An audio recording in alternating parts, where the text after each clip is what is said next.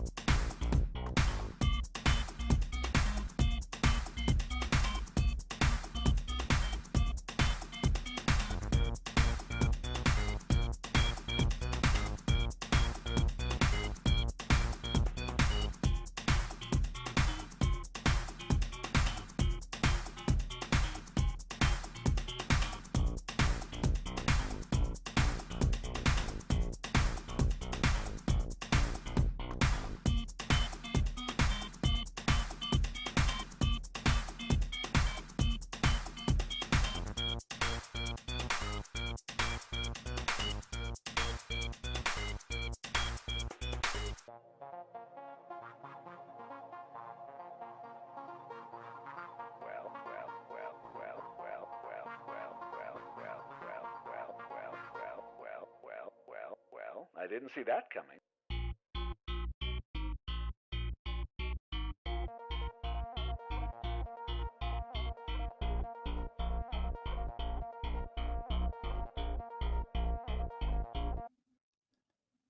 Welcome back, everybody, to Unified's coverage of the Midwest Esports Conference. We've got our final series of the day, Game 1 between Grandview and Ottawa. Definitely nothing happened in the past 20 minutes, and we're still here. We're getting ready. It's going to be a close series. Remember, two of the best teams in the...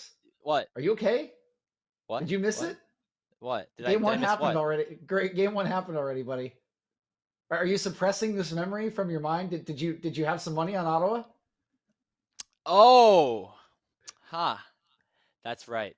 Buddy, you forgot. It's all coming. Wait, it's coming back. There was you thought there was a sixth Drake in the game, and now you forgot Game 1. There was a you have a rough day, buddy. Okay, well, it looks like I forgot about that Game 1, and that's exactly what Ottawa's gonna have to do if they want to try and come back in this series somehow. Because I think that Grandview really had exactly everything that they wanted to happen in that game happen. They got the draft that they wanted. They had Aaron on this Caitlyn, just absolutely raining havoc. And of course, Prank Crew up on the top side with that Gwen, with an absolutely insane performance fighting 1v2 against the likes of Coda and Brixton. It's just all Grandview in that Game 1. And I mean, there's a lot of things that maybe Ottawa have to look at if they want to try to turn this around, but you don't really know where, because it's really a lot of directions to attack from here, DJ. Right, exactly. It's really hard to diagnose a specific thing after you do have a Game 1 like that. You do get perfect game. It's more of just the full mental reset. And the big thing for Ottawa, of course, that is going to very much help them is they're on red side now. So you opt a little bit of a different draft strategy. Maybe you can take away some of the things that GVU used to really punish you in game number 1 and just try to shake things up a little bit, because you don't really want the comps to look similar to Game 1. I don't think you want anything to look similar to Game 1, and you can just get that full reset on this red side. So we'll look for Colomer and company to get that full reset, to get that blood roiling, and to get a different game number 2 going here. Taking a look at what these sides are going to decide to lock in here with the sides swapped.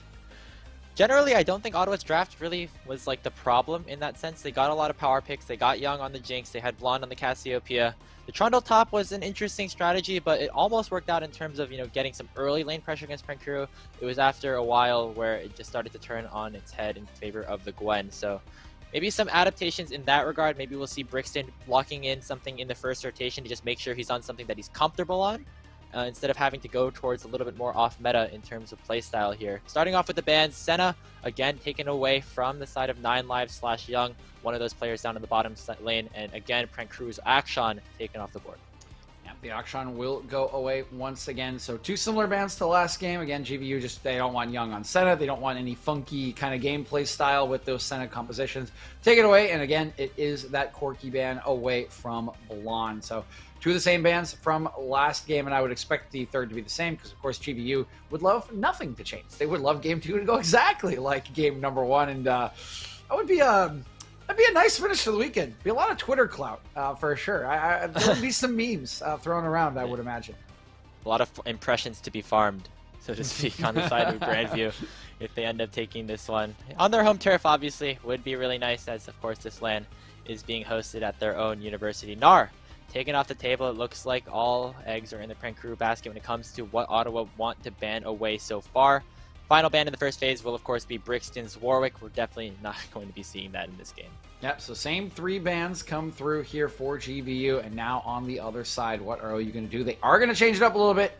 No Caitlyn for Aaron going into this game number 3, but that will leave B1 power pick open, and GVU can just opt into the Jinx if they want. There's not going to be a Caitlyn counter for it.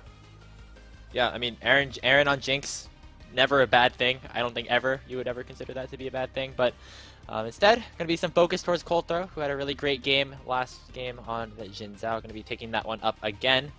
We'll see what Ottawa decides to respond with on the other side. For the side of Young, still have that Jinx. Also could opt towards the Jin if you want a little bit of variation in your marksman play, and a lot of other options on the board as well. Obviously, the Trundle was that counter that we thought was going to be going into the Jinzhou in the jungle through that first rotation. Ended up actually going over to Brixton. Maybe a little bit of more flexibility there, but instead will just be that Jarvan. Looks like Koda wants to engage. All right, so we got Choo Choo, Old Reliable, coming back out here for Coulthro, and then now we got a little bit more playmaking for Koda. Oh boy, we want to talk about playmaking. 9 Lives gonna pull out the Bard, baby. It's risky, but I love it, man. He's so good at these Enchanter styles. He's so good at this Bard, and if we want playmaking, this is playmaking.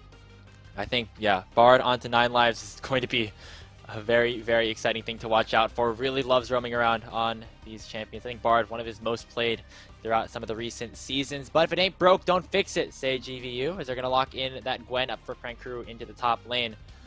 See if Ottawa have another sort of response to this pick. Obviously, that Trundle didn't really work out super well in that early game. Ended up falling behind in farm while trying to manipulate the wave states. So looks like Brixton will likely have his hands on something else, as GV are going to round out their composition with Pluto's Thresh. Okay, and this was the ban in game number 1 that has been replaced with the Caitlyn ban. So Pluto not going to hesitate. He is going to pick it up now that it is available. They still don't have an 80 carry to pair with it, so might see that pool pinch, but there are still a couple of those meta picks remaining. Aphelios still on the table. Jinx still on the table. I'll wait. Jinx now off the table. Jin and Aphelios still remaining, but they can just get banned away. You can already see Aphelios is on the table for Ottawa. It's going to be hard to pinch the entire bot lane pool. Obviously, things like the Ezreal and the Jin still available, of course, for somebody like Aaron to pick up. But obviously limiting the capacity in which one of the better players on GVU would be able to, exert over this game. Obviously, always a good thing to do as we have headed into the second phase of advance. And interestingly enough, Brixton still without a lock-in so far, which means that set will get targeted again in that second phase. Yeah, certainly will. So we will see the third priority once again for Brixton, and we know how the Gwen matchup goes, so I feel like it's hard to go right back to the Trundle right after how that game number 1 went. We'll see if he does feel a little more comfortable, just thinks he made a mistake in that matchup, or if there is something else that he can pull out in his pool. Last ban here for Ottawa University. They're hovering the Victor. They will take it away. Again, a little interested to see the Victor taken away when they are on the red side, so they could just pick it up, but maybe a little nervous about certain counter picks as Janna goes off the table. Is this weird. Well, they might be banning just any potential for a Janna top, right? I think this is just a respect ban to a wild play style, right? Like, did Brixton get smashed so hard that they just wanted to make they thought that maybe he'll just go for the smite top? I mean, yeah, quite possibly, right? Like it was that bad, and here comes the Cho'Gath actually as the counter. So there is the 4th pick in Brixton's pool. We will see how this goes into the Gwen. Of course, Gwen will still win that side lane, but there is just something about a true damage 1,000 true damage feast that can ruin any sort of plans you have. Oh wow! Oh no! Okay, so we're looking to dominate lane here down bottom, says Grandview. Kalista in for Aaron alongside the Thresh. That's a combo that's been around for a very, very long time. And against somebody like Young on this Jinx, he's going to have 9 lives probably roaming around the map, or at least preferring to roam around the map. Be very, very dangerous for him down in the bottom lane. Orianna going to round out the composition for Meslo. So see what Blonde wants to respond with here. Okay, I like the counter pick into this Orianna. Vex can really get in on top of her and really mess things up if the ball is off of her. I think the wave clear counter is good, but I mean, we just got to talk about this bottom lane. I mean, they just drafted Kalista Thresh. They left it open, and Aaron says, yeah, thank you very much. Like, this feels a bit trump cardish to me. this phase 2 here for GVU. I am so scared for this bottom lane. I mean, what is Bard going to do to these two? Like, they're just completely free to do whatever they want in this lane. Like, how do you counter this? I mean, yes, you have a little bit of double range at level 1 to try to get the push, but they can pretty much just like run at you the entire lane, and you really don't have a good way to stop them. I honestly think maybe the strategy is you send 9 lives somewhere else. Just send him off to the mid lane, maybe try to get Blonde ahead a little bit, and let Young maybe to the Wolves. I mean, that's kind of what this expectations of this game might be down towards the bottom lane, the matchup that we were talking about so heavily at the beginning of this series, especially because Aaron and Pluto had such a dominant game 1 there on that Caitlyn Thresh combo. Looks like Pluto is just really, really comfortable on this champion, and the bot lane for GVU just continues to absolutely dominate.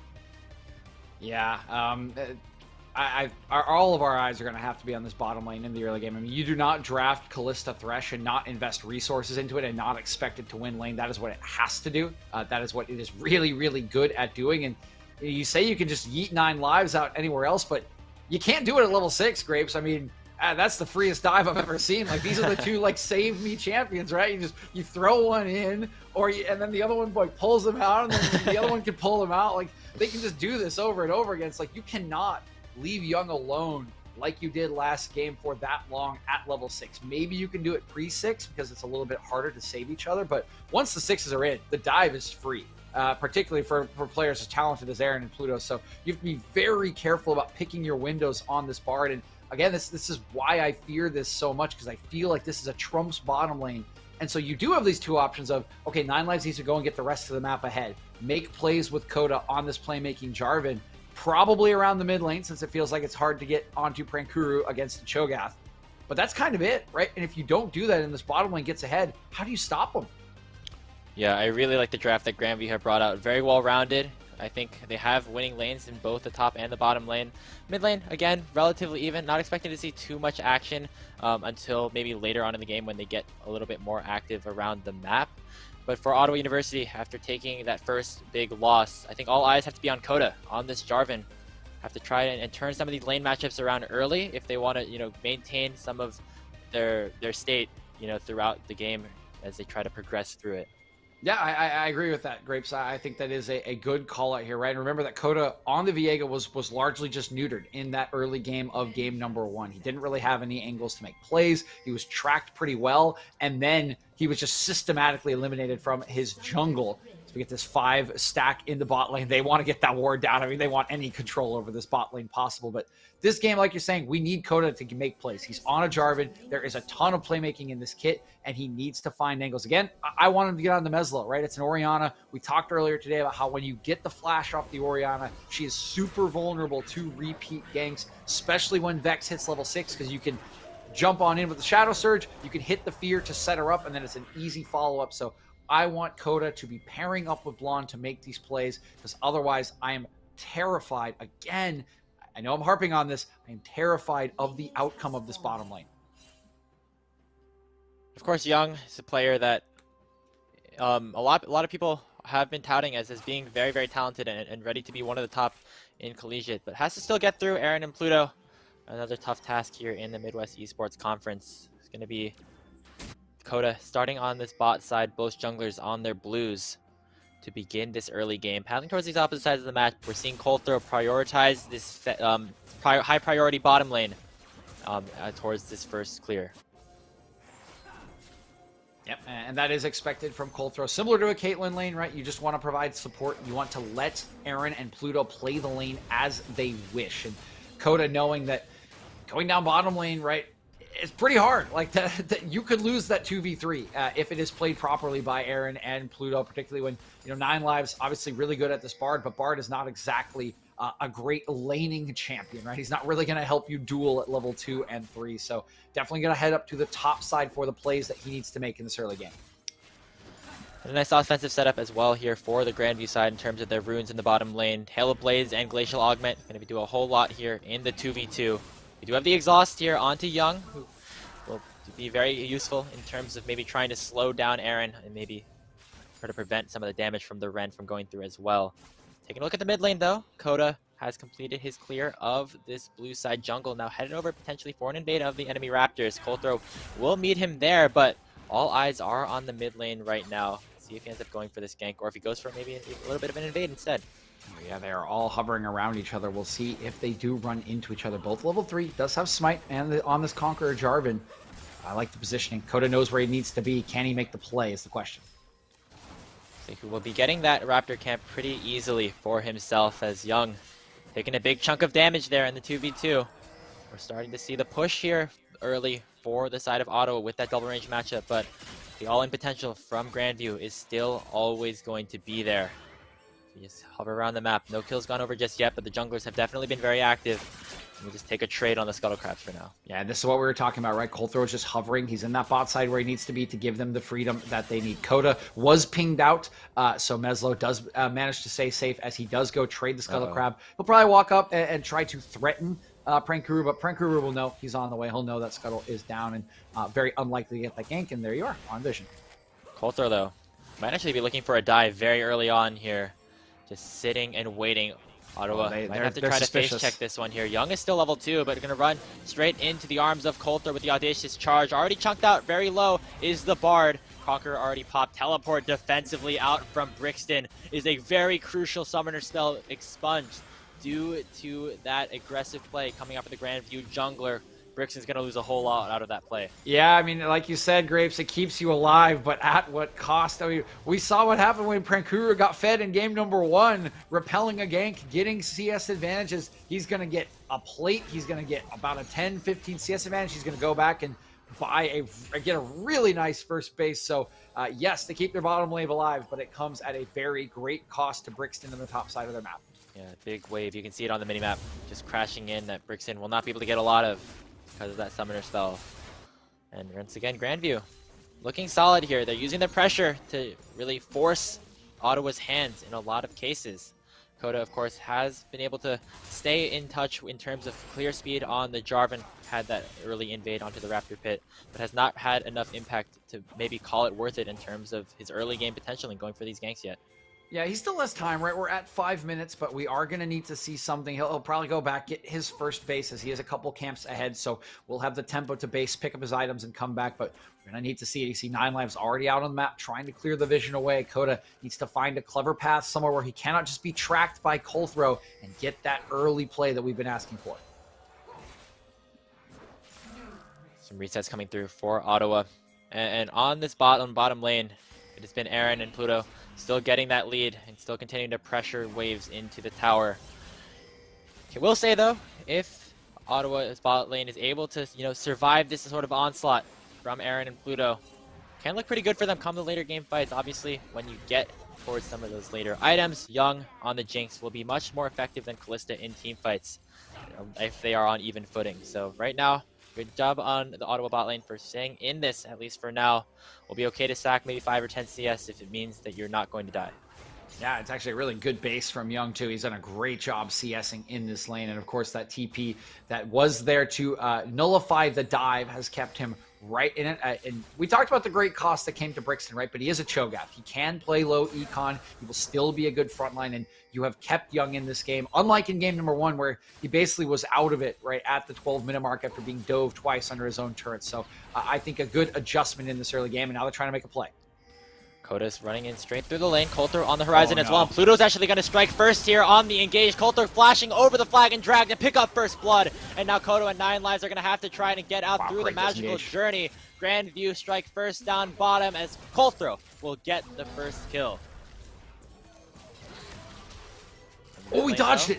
Yeah, dodging away from the Shadow Surge. Blonde might be in a bit of trouble as well. Going to stop the flee away. Meslo goes down. Blonde picking up the first solo kill that we've seen in the mid lane this series. Even up skills. And Blonde finally lives up to his name. The Meslo Slayer, his first kill. The first kill, like, in the laning phase at all for these two mid laners. And Meslo thought he had him after dodging the Shadow Surge, but still was not quite enough. The Ignite makes the difference, and Blonde gets a little bit back and ends the potential double perfect game for Grandview. First kill of the series for Ottawa. First kill of the day for them. Into the hands of this Vex. Very well played there from Blonde. Using that Ignite advantage to get the upper hand in the 1v1. But down on the bottom side, that was Young who ended up falling there. And Aaron and Pluto, once again, just going to be even easier for them to continue to pressure this lane after the help of Coulthrow down there. in the bottom lane. So things are looking good for Grandview still, even though the kills are evened up. Kills are evened up. You can see that 500 gold lead or so on Grandview. It's not that much, so not too bad. And you see Young still farming up very well. This bot lane has not exploded as feared just yet, but those level 6 is in for Aaron. Still level 4 on Pluto. We'll have a little bit before those dives are still free, but we're getting towards that scary mark. And of course, with the TP expenditure, we can look at that top lane and we can see the lead that Prankuru once again has for himself. No one will be able to match him in a side lane, likely not even this Vex as the game goes on. So that option is still always going to be available for Grandview as this game does tick, tick, tick forward. Yeah, Prankuru getting ahead on this Gwen is never going to be a good sight if you are Ottawa. We've seen it time and time again, just being such a menace in some of these later game team fights on the flanks. It's another side that's winning here for Grandview. We've talked about how the lane matchups worked in this state of the game, and it's been pretty much to expectations for now. Coda and the rest of Ottawa going to be taking this first dragon of the game with Coulter on the opposite side of the map. Not really too much threat for it to be stolen, but just a little bit of an additional set of momentum going in favor of Ottawa as it finally goes down. Yeah, a little bit of investment here for Grandview. They are trading the Rift Herald for the Drake, and I think this is a very good trade for Grandview, right? They have this lead on Prankuru already. I can't see the tower right now, but I think he's probably taken 1 or 2 plates off of that. So one more good play, a dive on the top side, you put that Rift Herald down, and just like game number 1, all of a sudden Prankuru is off and running with a ton of gold in his back pocket, while your bot lane just continues to stay at least even or a little bit ahead just because of their natural dominance over this lane. And yes, Young is still very fine as well. We'll see if Meslo can escape this one. Cataclysm coming out. Temper Fate will get dodged away from, and so does the Shadow Surge. Meslo buying a lot of time, but there's 3 members of Ottawa here. Blonde will pick up his second kill of the game. I mean, great footwork from Meslo, but unfortunately when you don't have Flash, Jarvan's a really annoying champion to deal with. Nice pickup in the second kill for Blonde onto Meslo, and will the Meslo Slayer be the one to lead his team back to an even series? Oh no, landing onto Young. Absolute disaster blowing up for the Ottawa bottom laner. Definitely dead. The rocket takes Aaron to about 30% HP, but he will be okay with that. Pluto landing the final blow with the Ignite. Yeah, you can't get hooked. That's pretty much guaranteed in this kind of lane. It's nice that at least Pluto does pick up the kill, so the gold does not go over to Aaron, but now your bot lane turret is in a lot of trouble. Though keep your eyes on Blonde. He is walking over here to try to clear this away.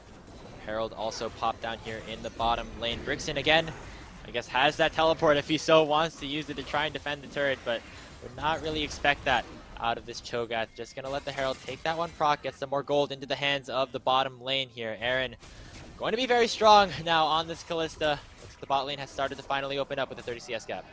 Yeah, 30 CS gap after that play. Great hook from Pluto, and you can see it there, leading in gold. There's Blonde right behind him, of course, just 400 with those 2 kills and a couple plates in his back pocket. So we're going to need to look to him along with Coda to make these plays. Meanwhile, here's an all-in happening. The needlework coming out. Brixton almost trying to dodge away with the rupture, but Prankuru does it again. Doesn't matter who Brixton is playing. He's going to win the 1v1 on the Gwen.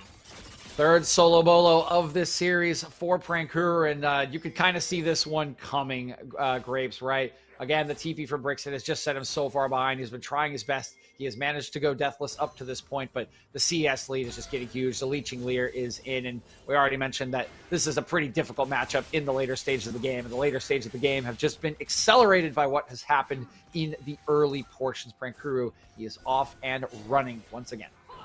Yeah, I mean, you have 30 CS leads in both your top laner and your 80 carry right now for Grandview. Never a bad sight. Definitely not the perfect game that they had in the first one, but looking to make it all the more clean as Coulter looks for an engage here onto Blonde as well. Shockwave on top of him. 9 lives going to buy some time here with that Tempered Fate. Going to flash forward to try and lock down Coulter. They'll trade the ultimates back and forth, and now finally here comes Blonde, who locks down another kill onto the jungler and is on a killing spree.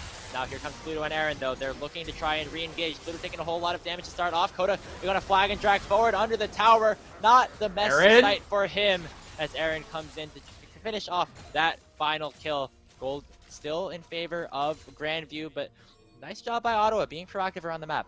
Oh yeah, love it from Ottawa, right? Well, the side lanes are going very, very wrong from them. The mid jungle has been going phenomenally. Coda and Blonde have been making these plays. Meslo and Coulthrow, they think they've got the pick with the Shockwave, but nope, Coda is in the wings. Blonde plays that one brilliantly, holding on, and a very nice, of course, Tempered Fate from 9 lives. Keeps him alive long enough to allow the Shadow Surge to come out. They turn to play, and unlucky for them that the side lane pressure allows the roam and the additional kill to go back to Aaron at the end. Yeah, Coda maybe just went a little bit too far there with that flag and drag. Maybe thought he could try to turn. Eventually ran out of mana and ran out of HP as he ended up going down for the first time this game. But you like the proactivity that Ottawa is trying to show here. They know that if they just stay still, the scaling from their top side with Prankuru on the Gwen could begin to take hold. So they're just continue to make some plays, get Blonde ahead, maybe give him the potential to do a whole lot of damage to this backline if he's able to get a Shadow Surge in onto one of these later fights. Dragon is spawning in about 30 seconds. You see both teams starting to hover around there. Remember, it's only the second Drake of the game since the first one was taken pretty late. So not really a super crucial one at that, but of course either team would be happy to have that extra resistance. Yeah, with the Rift Herald not on the map just yet, though, there's really nothing else to fight for. So it looks like both teams willing to expend the resources, right? At least for Grandview, even if they take it, it is just a slowdown on a potential soul. They don't really have to worry about it. And of course, for Ottawa, two Drakes starts to put the pressure of that Dragon Soul onto Grandview. But in terms of what Ottawa can do, can't do a whole lot, especially when you look at the itemization choices on the bottom lane. It's a Kraken Slayer plus a Hearthbound Axe for Aaron, and not even that finished Mythic on the other side for Young. So that's how much of a lead that has opened up here for Grandview on the bottom lane. And with that advantage, with that tempo, it'll be Coulthrow to even up the Dragon count at 1. Yeah, not willing to fight over that one, and Young. Oh yeah, walking a little bit far here, has the exhaust and the flash to get away. But definitely not the greatest thing for Young in that situation. Meslo now might get attacked here with the Flea. Blonde gonna go forward. Shockwave is not able to delay any longer. Blonde with kill number 4 of this game. Starting to become a little bit scary here for Grandview. And we didn't herald it as much because of the bot lane selection, but I did mention that this Vex is very good into control mages. I like the counter pick from Blonde, and boy, is it paying off. Again, he's getting a little help from 9 lives, who was on that roam, but they are punishing Meslo over and over again. And this time around, they've actually got a prize at the end of it with that second Rift Herald. We see Ottawa with a little bit more fight in this game than we did in game 1. Going to take a little bit more than 23 minutes to end this one for either side. Coda going to be able to take this Herald down pretty easily. We'll see where he ends up deciding to expend that resource. Maybe trying to get Young back into this game, who just finishes off his mythic item in the Kraken Slayer. So still pretty far behind, but you know, the Jinx slowly starting to scale, and once DJ, once those resets come in, Young can still look pretty good in these fights. Yes, Young will still look very good. He is a Jinx after all. Once you get to that 2 items, it doesn't really matter, but still very far behind Aaron, who's interestingly gone for the Kraken Slayer, actually, instead of the shield bow. I think the nerfs maybe just making it not worth enough, or just looking at the enemy champions, but will still be very strong no matter what item he does have, with how much CS he has. And the Hearthbound Axe already in for what should be a Witsend, I would imagine, second. We see a Temper Fate being issued here onto Aaron. We'll see if they have the ability to take him it down. The Lantern cannot be clicked, and that's a big shutdown. Going in onto the hands of Brixton. Cataclysm onto 2 as Prankuru has the needlework working. He's trying to snip through the hearts of the Ottawa Braves, and he's staying alive for now. Brixton lands another Rupture in onto Pluto, but watches resets as Young tries to take down Pluto. Oh, he can't get it, Young! To Shockwave onto 2, and it looks like Grandview are going to turn this fight around. 9 lives, the last survivor, and that is a quadra kill for Prankuru on the Gwen. They managed to shut down one Fed member, Grace, but they couldn't stop the second one. Aaron goes down, but it is Prankuru, enabled by the early TP, running away with this game as he gets 4 with the needlework and the fancy feet on the cleanup. Young was so close to getting a reset and running away, but it required 1 extra auto. That allowed Prankuru to dash on top of him, and once the Jinx was down, the cleanup was simple. Prankuru is just dominating this series as he will take this tier 1 turret and push his team into a massive lead. Oh, it's so heartbreaking there for Young. Pluto was so low, but just barely was able to survive there. And look at the gold now. Prankuru and Aaron is absolutely taking control in this game. The Gwen now with those 5 kills going to be absolutely unstoppable once she goes for another one of those resets here. Herald in the mid lane to try and get a little bit of pressure back in favor of Ottawa. Looks like Grandview They're starting to smell the sweep here, DJ. Oh, Aaron, could be in a bit of trouble though. The Super Mega Death Rocket does not hit onto the Jinx. Fade's call forward and Coda ends up going down, but it is a trade, and that's another kill going in onto the Callista as Blonde and 9 Lives are the ones to pick up the kills. TP though coming in from Prankuru. Shockwave lands onto 2. Young is down. Blonde in a bad spot as well. Prankuru finally has arrived to the fight, but it's a double kill already going over to Colthrow. 2 live for the side of Ottawa and 3 do for Grandview. Yeah, the sieging this will still be a little bit difficult with Brixton right in the way. The needlework still. Oh my god, look at the needles coming out! Prankuru's Gwen is just absolutely unstoppable throughout this entire weekend, and he's going to finish off another kill onto the Cho. So as I was saying, sieging this mid lane tier 1 with the Cho'Gath high HP bar right in front of you will be super easy actually for Grandview, and they just walk right on through and take that one as well. Prankuru just proving my point right there, definitely showing how strong he is. Love to see it from this Gwen. He continues to dominate proceedings. Excellent analysis there, DJ. Thank you, Graves. That's another item coming through here for Prankuru. Now has the Gnasher's Tooth and the stopwatch completed. So it'll be even harder for anybody on Ottawa to take him down. And then that is kind of the shift here in terms of the win conditions, I think, here for Grandview. They're initially focusing mostly towards that bottom lane, but the Gwen has absolutely been unleashed. And we'll look to try and close the door here on this series against Ottawa. As eyes turn again to this Infernal Dragon. Coda taking the Blast Cone away. He knows that he can't be bothered to go into the pit. Yeah, with these 2 items completed on Prankuru, I mean, it could take the whole team to kill him. They might not succeed. I mean, like, they don't have a lot of pure lockdown, right? They would have to hit something like a Tempered Fade, and they would have to keep Young alive as a rocket going to sail here towards the Drake. A little bit early, unfortunately. Wait, what? Did you... What? Did that just phase through the dragon? I don't think it hits the dragon unless it hits a champion as well, if I'm not mistaken. Okay. I'm losing my mind here. It's the holographic dragon from coming through with the rocket. Young? Anyway, fight here in the top side. Young forced to flash away. Seems like as soon as that ability's on cooldown, he always has to use it now. Meslo might be in a bit of trouble here. Going to flash away from the flag and drag. Under the turret is a safe enough spot for him to be, as Coda doesn't want to go further. In top lane, we trade flashes, Grapes, apparently. That's just what we do. You know, it's like Wednesdays. Meanwhile, Prankuru, he's waiting for a chance here. Brixton, you're in trouble. 3 levels up now is this Gwen. Has it an ability with that Rupture to just kind of peel away, but I mean, definitely not a threat in this 1v1 anymore. Prankuru can basically do whatever he wants here in the side lane. Gonna have to be a multiple member force from Ottawa to even try and push him off some of these waves that he wants to get. Yeah, and now the main thing in the eyes of Grandview with the 7k gold lead, right? Use Prankuru as that pressure in the bottom lane with the Baron up. And with Prankuru there, it might take a little bit longer, but Callista does it pretty quickly too, so it will always be a threat now that it's on the map. Comes Cold Throw, gonna dash forward, forcing that magical journey out early from 9 lives. And we saw Grandview start up the Baron at about 21 minutes in the last game. Might try to do it again here. I mean, they have the potential to maybe look for something. Cold Throw going again in on Dakota. Having that Conqueror already procced, this has so much damage and so much engaged potential. And they're just forcing Ottawa out of their own jungle. The entire top side belongs to Grandview. Yeah, with all the turrets down now, you can see 3 for Grandview, none for the Ottawa Braves, and that Baron up. They're just walking in, establishing vision. They're willing to use the resources and the time. And Vancouver has actually even come to join here to make sure they have this full control. Can now fall back. Actually, I'm pretty sure he's on the Baron. Is he walking away? He's walking away. I don't think he can clear solo and ward. just Clear and yet. ward. Maybe in a little bit. But now Coulter actually might be in a bit of trouble here. Tempered Fate will not hit onto anybody, but it does zone out the members of Grandview, force them to disengage a little bit. In these fights, Ottawa has to focus on Blonde. All eyes will be on him. If he can get an ultimate in onto some of the priority targets here for Grandview, could be the one play that can save the game for them. But right now, looking like Grandview have a lot more advantages for themselves. Just kind of can take their time, ride it out, and wait for some of these objectives to spawn again.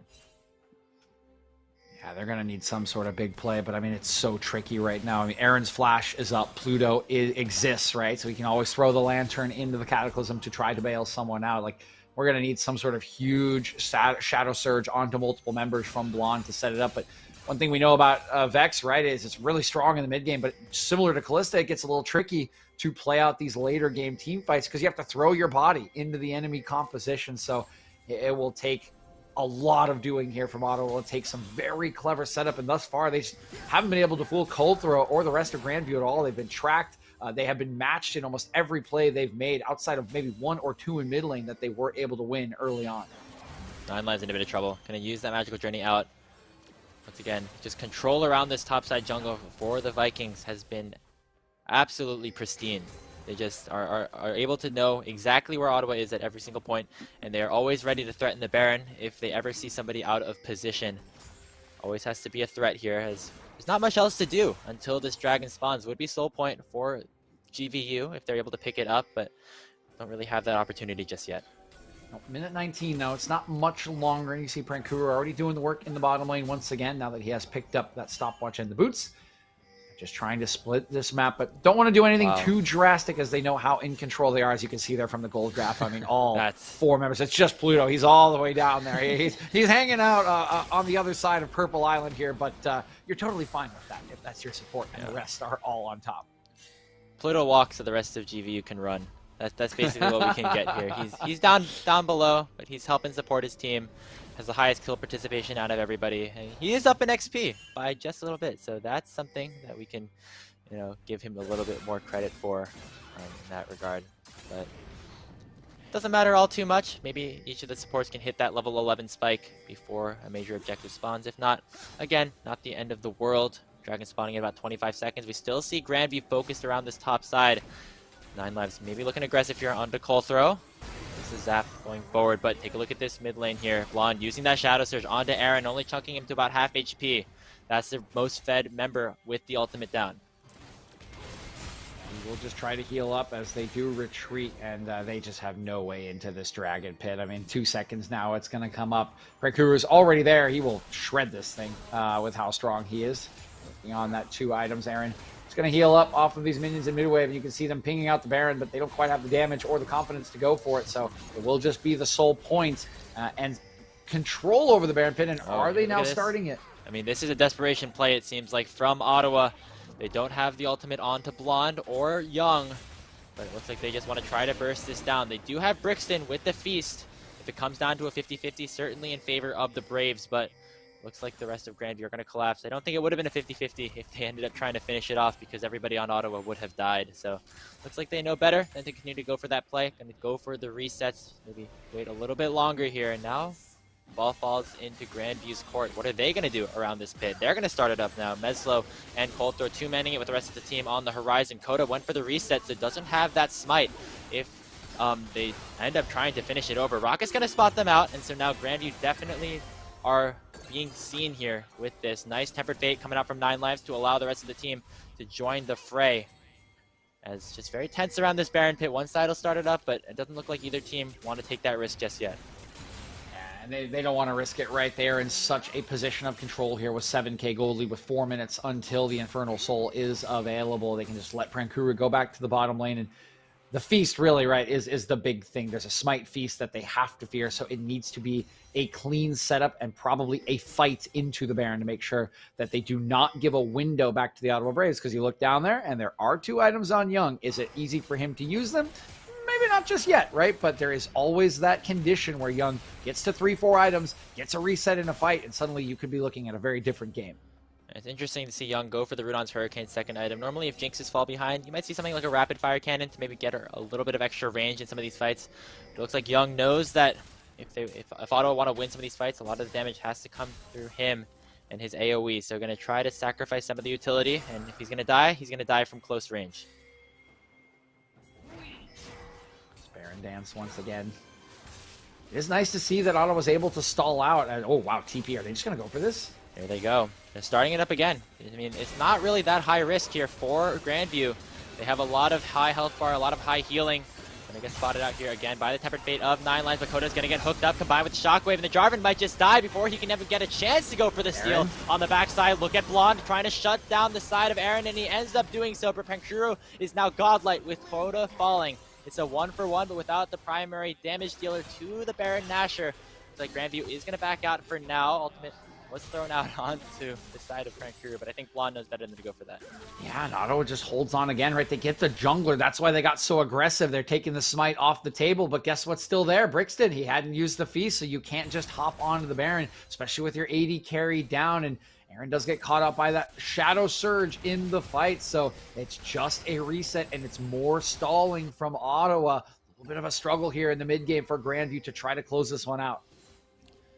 Yeah, definitely closer game than we had in game one. Ottawa still putting up a big fight, as even though the probability for a win still likely is in favor of the Vikings, it's definitely still not over just yet. In the side lane, though, Crew definitely has the advantage in this 1v1. This Gwen basically getting to do whatever he wants against this Cho'Gath. Prankuru has had an absolutely fantastic weekend so far.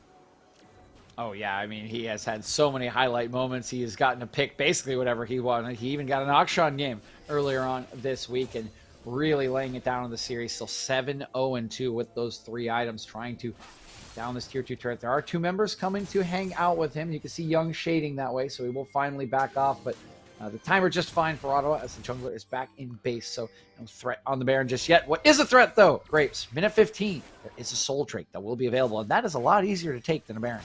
Eyes around some of the itemization choices here. Blonde opting for that Horizon Focus. Young nearly completing that Infinity Edge. Not sure if he will be able to get that before that crucial soul fight, but still nearing that 3-item completion. This Jinx starting to come online if the resets come in.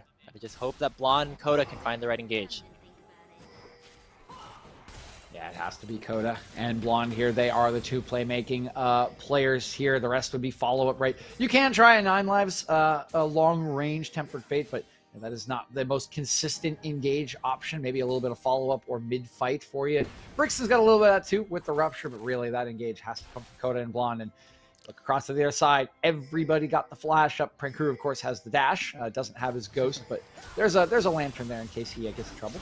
Coulthro going aggressive here early on to Brixton, forcing the Cho'Gath to flash away early on.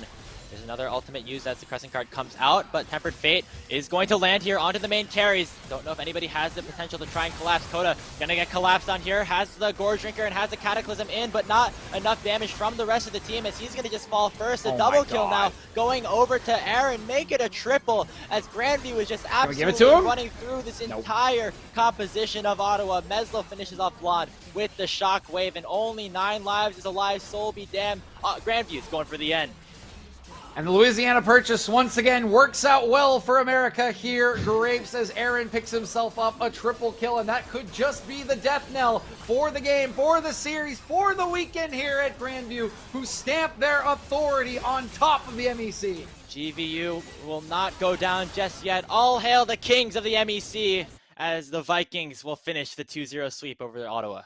And a lot more hard fought in this game too, a lot closer. No perfect game this time around, but honestly, Grapes, the result, very little in the way of doubt, even after the early game. I mean, once that TP came in with the threat of that level 3 dive, thanks to the bot lane draft, it was just a Prankuru show, right? It was way too much for Brixton. He was too far behind, and play after play, fight after fight, those needles were just doing absolute work, shredding through, and Prankuru really is the man who leads the team in this series, completely dominates proceedings. Of course, not alone, everyone playing pretty well for Grandview when you have a perfect game, but really stand out there from the top laner on 2 games of Gwen to close out a very convincing win against their rivals in the MEC on the opening weekend. Absolutely massive, and what a statement, as we said before, going over to Grandview for taking this win on their home court. And just confirming that they still remain at the top here of the Midwest Esports Conference. Honestly, that game looked even cleaner. That series looked even cleaner than some of the other ones that they played earlier this weekend, especially the first one of the day yesterday. So really just shows how much, I guess, preparation that GVU put into this matchup and how they were able to execute it well. Yeah. It is. It's been super impressive, right? And they even found another gear today. I feel like Grapes, right? What we saw from them yesterday was fun and a lot of kind of show me stuff in their laning phase, but the cleanliness of their play and in draft, right? The flexibility of that bottom lane coming out, it just felt so good from Grandview, really showing us why they were so close in that proving ground circuit, why they are part of that, and why they're going to be a huge threat this year in the collegiate scene. Absolutely. And once again, congratulations to Grandview. But we're not done just yet. We've got a quick interview with the man himself, Prankuru, coming up in just a couple of minutes. We're going to get that set up, but don't go anywhere. We'll be right back.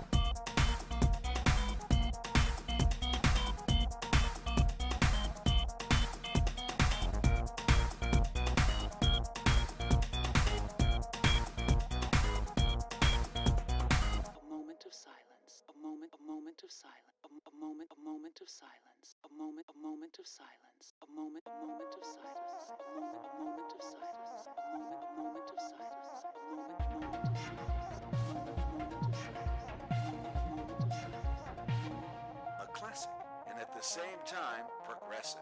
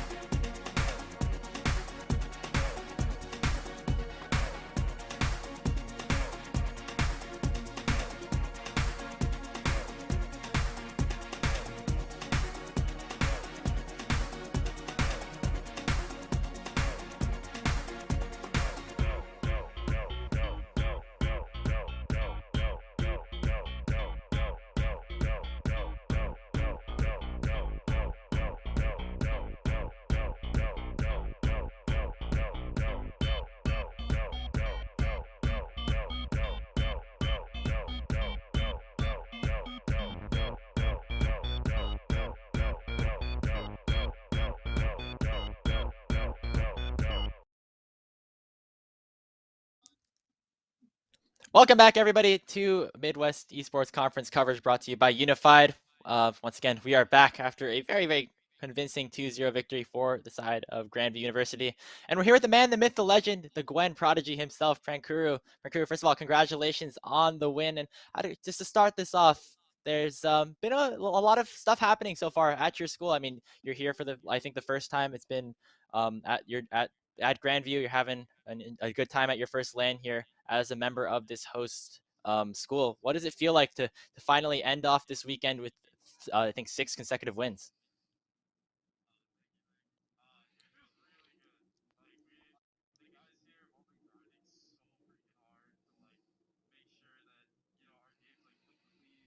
Like we're all playing clean, and I think we definitely showed it this weekend. I mean, yeah, you certainly did. I think I was talking about this even pre-draft after game one, right?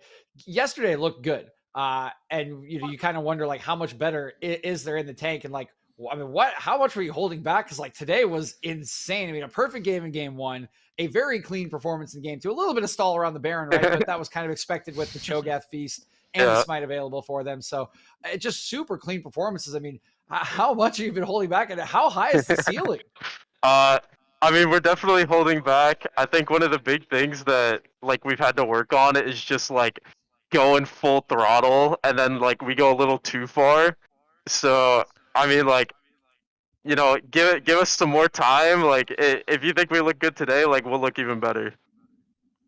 Yeah, man, those are some fighting words there, Prankuru, because you look pretty damn good today.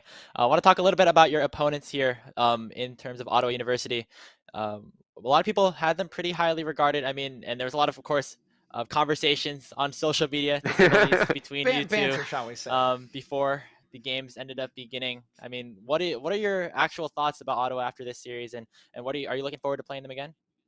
I love the Ottawa guys. Like I've been hanging out with them like the entire time here at Grandview, and it's been a lot of fun just talking to them. They're all like really great guys. Um, I definitely think like if we're complacent, we can definitely drop a game or even a series. Like if we're just having like a really bad week. So I mean, they're definitely like a good team as well.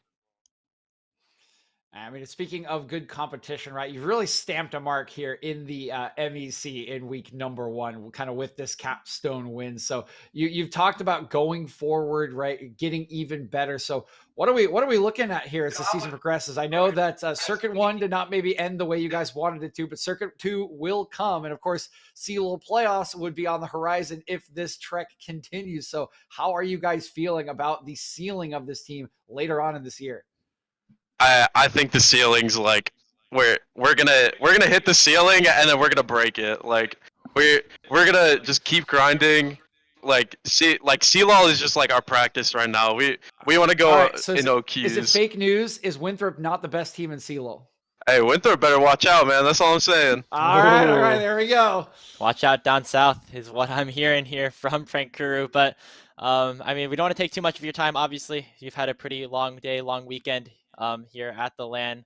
But is there anything you wanted to shout out here for the rest of the Grandview guys before we close out the show for the day? I just want to shout out my cute mid laner. He kind of got the stick last game, but he held it down. He said, "Hey, they're killing me, but like they're gonna lose no matter what." So, props to Meslo for keeping strong. All right. Oh Well, my thank you very God. much, Frank Kuru, for that, and thank you very much, and congratulations again on your perfect weekend through 2 days of competition, including your 2-0 over Ottawa just now. But that is going to do it here for our coverage of the Midwest Esports Conference. Me and DJ would like to thank you all for sticking with us throughout this entire weekend. We'll of course, be back here on Unified next week as there's more action to come through with these 7 collegiate teams. So with that, we're going to say goodbye for now, but we'll see you around real soon.